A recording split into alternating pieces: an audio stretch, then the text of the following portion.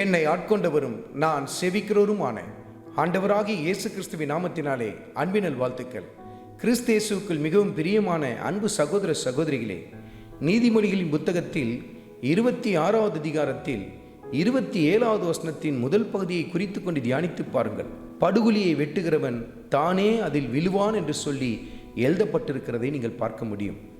படுகுழியை வெட்டுகிறவர்கள் அப்படி என்று சொன்னால் அது யாரை காட்டுகிறது?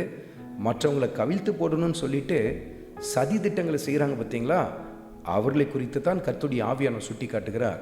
படுகுழியை வெட்டுகிறவர்கள், இவனை எப்படியாவது கவுத்து போடணும், இந்த இடத்துல இவன் இருக்கக்கூடாது, இவனை வேலையை வெட்டி எப்படியாவது எடுத்துடணும், ஏதாவது ஒன்று சொல்லி இவனை குறித்து நம்ம பொய்யையோ புரட்டி எதையாவது ஒன்று சொல்லி இந்த இடத்துல இருந்து இவனை காலி பண்ணிடணும் என்று சொல்லி சில பேர் செய்வாங்க. இது வேலை ஸ்தலத்தில் மாத்திரம் இல்லை, குடும்பத்திலும் இப்படிப்பட்ட காரியங்கள் நடைபெறும். உற்றார் உறவினர்கள் நடுவிலும் இப்படிப்பட்ட காரியங்கள் நடைபெறும். இவன் பேரை எப்படியாவது கெடுக்கணும், இவனுக்கு ரொம்ப நல்ல பேர் இருக்குது, இவனுக்கு ஒரு கெட்ட பேரை கொண்டு வரணும்னு சொல்லிட்டு சதி திட்டங்களை தீட்ட ஆரம்பிப்பார்கள். ஆனால் முடிவு என்னவாய் அமையும்? படுகுழியை வெட்டுகிறவன் தானே அதில் விழுவான் என்று சொல்லி கர்த்தருடைய ஆவியானவர் சுட்டி காட்டுகிறார். அருமையான மகனே, அருமையான மகளே, இன்றைக்கு உனக்கு விரோதமாய் மற்றவர்கள் படுகுழியை வெட்டி கொண்டிருக்கிறார்களா?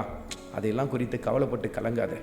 ஐயோ, எனக்கு எவ்வளோ எதிரிகள் இருக்கிறாங்க, என்னை எப்படியாவது இந்த இடத்துல இருந்து துரத்தி விடணும்னு சொல்லி எவ்வளவு தீவிரமாக முயற்சி செய்கிறாங்க, ஆனால் நான் அவர்களுக்கு எந்த கெடுதியும் செய்ததில்லை, ஆனால் தொடர்ந்து இப்படி செய்து கொண்டே இருக்கிறார்கள் என்று சொல்லி கலங்கி கொண்டிருக்கிறாயா?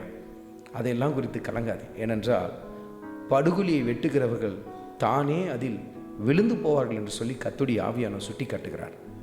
அருமையான மகனே, அருமையான மகளே, தொடர்ந்து ஆண்டவர் இயேசு கிறிஸ்துவை பற்றி கொண்டு உத்தமும் உண்மையுமாய் தொடர்ந்து ஓட ஆரம்பியுங்கள். கர்த்தர் உங்கள் வாழ்க்கையிலே மகிமைப்படுவார். ஆண்டவராகிய இயேசு கிறிஸ்துவின் கிருபை உங்கள் அனைவரோடும் கூட இருப்பதாக. ஆமென்.